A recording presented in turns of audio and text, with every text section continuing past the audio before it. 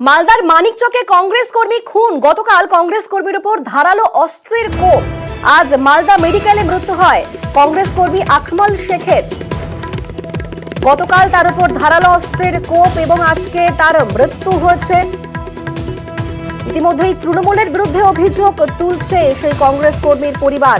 আমাদের সঙ্গে রয়েছেন প্রতিনিধি সেবক, সরাসরি রয়েছেন সেবক। সেবক, কি নিয়ে গন্ডগোল, যেখানে শেষ পর্যন্ত ধারালো অস্ত্রের কোপ এবং তারপর মৃত্যু হলো সেই কংগ্রেস কর্মীর? কি অভিযোগ উঠছে, পাল্টা তৃণমূল কি বলছে?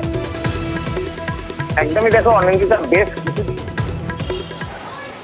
দেখো অনিন্দিতা, বেশ কিছুদিন ধরে উত্তপ্ত মালদহের মানিকচকের গোপালপুর এলাকা। গত পঞ্চায়েত ভোটের দিনও আমরা দেখেছিলাম এখানে গোলাগুলি, খুনের ঘটনা পর্যন্ত ঘটেছিল এবং গত 1-1.5 বছরে বারবারই উত্তপ্ত হয়েছে এই এলাকা।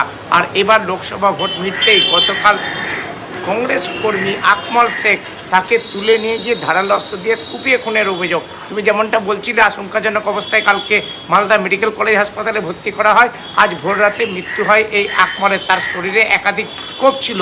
খুনের অভিযোগ উঠেছে এলাকার অঞ্চল তৃণমূল সভাপতি নাসির শেখ ও তার দলবলের বিরুদ্ধে।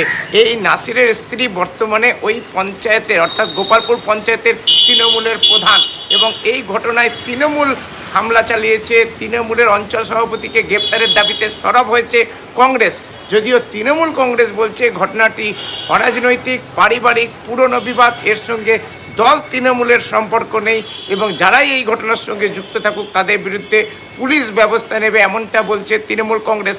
যদিও এই খুনের ঘটনাকে কেন্দ্র করে উত্তেজনা ছড়িয়েছে, কারণ এই আকমল শেখ মাত্র 22 বছর বয়স এবং যেটা জানা যাচ্ছে কিছুদিনের মধ্যেই কেন্দ্রীয় আধা সামরিক বাহিনীর চাকরিতে যোগ দেওয়ার কথা ছিল এই আকমলের। তারই মধ্যে কালকে রাতে মোটর বাইক থেকে নামিয়ে ধরমপুর এলাকায় তাকে তুলে নিয়ে যাওয়া হয় এবং কুপিয়ে খুনের ঘটনা ঘটে। অনিন্দিতা, একেবারে এ নিয়ে শুরু হয়েছে রাজনৈতিক তরজা। কংগ্রেস বলছে যে পুরো ঘটনা তৃণমূল ঘটিয়েছে, অপরদিকে তৃণমূল বলছে এটা কংগ্রেসেরই গোষ্ঠী কোন্দলের অভিযোগ।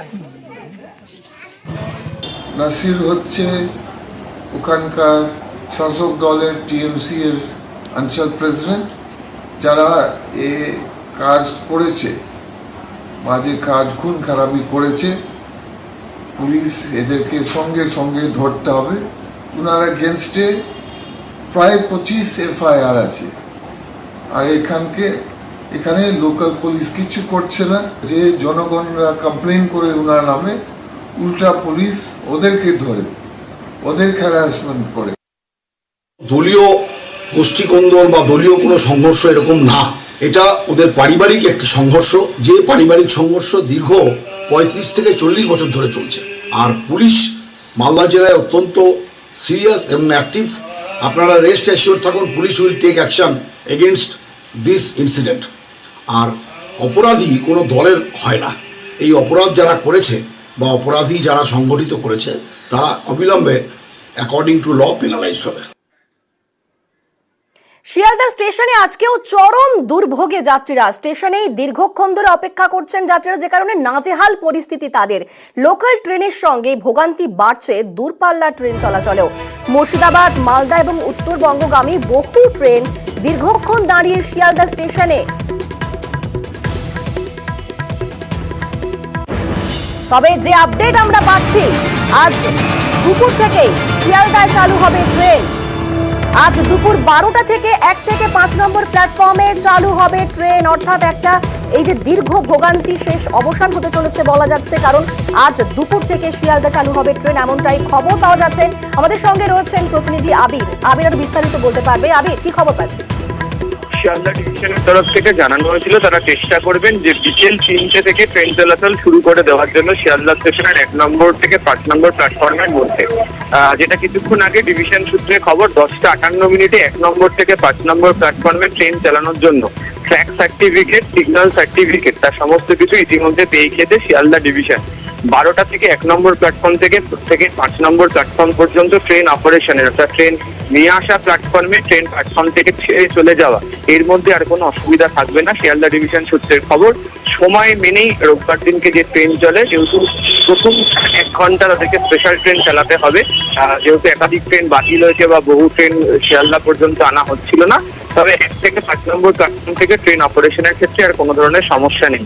ইতিমধ্যেই শিয়ালদা ডিভিশনের যে সমস্ত আধিকারিকরা রয়েছেন তারা 1 থেকে 5 নম্বর প্ল্যাটফর্ম পর্যন্ত তারা পরিদর্শন করে ফেলেছেন, ট্রলি ইন্সপেকশনও হয়ে গিয়েছে।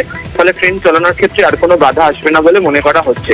ফলে যে দুর্ভোগ যাত্রীদেরকে পোহাতে হচ্ছিল সেটা কার্যত 3 ঘন্টা আগেই সেই দুর্ভোগ শেষ হতে চলেছে এমনটাই মনে করা হচ্ছে।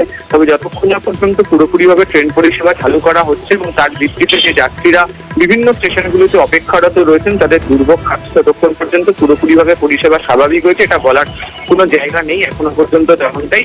তবে রেলের খবর বা শিয়ালদা ডিভিশন সূত্রের খবর যে তারা তাদের যে কাজ সেই কাজ 3 ঘন্টা আগে শেষ করতে পেরেছে এবং ট্রেন চালানোর ক্ষেত্রে তাদের এই মুহূর্তে নতুন করে কোনো বাধা নেই। বেশ, ধন্যবাদ আবির। অর্থাৎ নির্ধারিত সময়ের আগেই কিছুক্ষণ আগে থেকেই ট্রেন চালু করা হবে এমনটাই দাবি করছে রেল, এবং আজ 12টা থেকেই ট্রেন চলাচল শুরু হবে 1 থেকে 5 নম্বর প্ল্যাটফর্মে, এমনটাই কিন্তু দাবি করা হচ্ছে। দীর্ঘ 2 দিন ধরে যেভাবে সমস্যায় পড়ছেন যাত্রীরা, একেবারে লোকাল ট্রেন থেকে শুরু করে দূরপাল্লার ট্রেন সব জায়গাতেই সব ক্ষেত্রেই রীতিমতো নাজেহাল হচ্ছেন যাত্রীরা। তবে শেষ পর্যন্ত 3 ঘন্টা আগে সেই অবস্থা স্বাভাবিক হতে চলেছে এমনটাই কিন্তু এখনো পর্যন্ত মনে করা হচ্ছে, কারণ এমনটাই বলছে রেলের তরফে।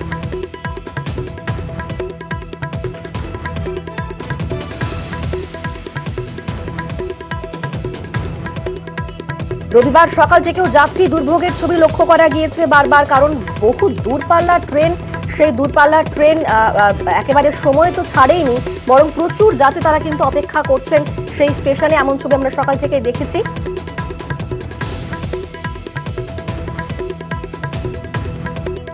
আমাদের সঙ্গে এই মুহূর্তে ফোনে রয়েছেন পূর্ব রেলের সিপিআরও কৌশিক মিত্র। কৌশিক বাবু, আপনারা বলছিলেন প্রথমে যে 3টে থেকে শুরু হবে, তবে এখন বলছেন যে 12টা থেকে শুরু হবে 1 থেকে 5 নম্বর প্ল্যাটফর্মে ট্রেন চালু। তাহলে কি এই সমস্ত সমস্যার সমাধান হয়ে যাবে 12টা থেকেই? আমরা কোথাও বলিনি 12টা থেকে, আমরা 2টো পর্যন্ত ব্লক নিয়েছিলাম, সেই ব্লকে কাজ আমরা ওয়াইন্ড আপ করছি। আপনারা সবাই জানেন, আপনারা সমস্ত যাত্রীরাও জানেন যে আমাদের 1 থেকে 5 নম্বর প্ল্যাটফর্মে কাজ করার জন্য আমরা দুপুর 2টো পর্যন্ত একটা ব্লক নেওয়া হয়েছিল। সেই ব্লকটাকে আমরা ওয়াইন্ড আপ করছি, যে কোনো মুহূর্তে ব্লকটা আমরা উইথড্র করে নেব এবং যত তাড়াতাড়ি সম্ভব নর্মাল সার্ভিস রেস্টোর করার জন্য আমরা চেষ্টা করব। হয়তো এই নর্মাল যেমন অন্যান্য দিন রবিবার বা অন্য দিনগুলোতে আমাদের যেমন ট্রেন সার্ভিস থাকে সেটা চালু হতে হতে আরো 1 ঘন্টা হয়তো বা 1.5 ঘন্টা লাগতে পারে, কেননা একটা বিরাট বাঞ্চিং হয়ে আছে, অনেকগুলো ট্রেন অনেক জায়গায় দাঁড়িয়ে আছে, সিস্টেমটা পুরোটাকে রেগুলারাইজ করতে হয়তো আরো ঘন্টাখানেক লাগবে। কিন্তু আমরা যে 1 থেকে 5 নম্বর প্ল্যাটফর্মে কোনো ট্রেন চলাচল করছিল না, কোনো ট্রেন নিচ্ছিলাম না, সেটাকে আমরা উইথড্র করেছি। আমাদের কাজ সম্পূর্ণরূপে শেষ হয়েছে।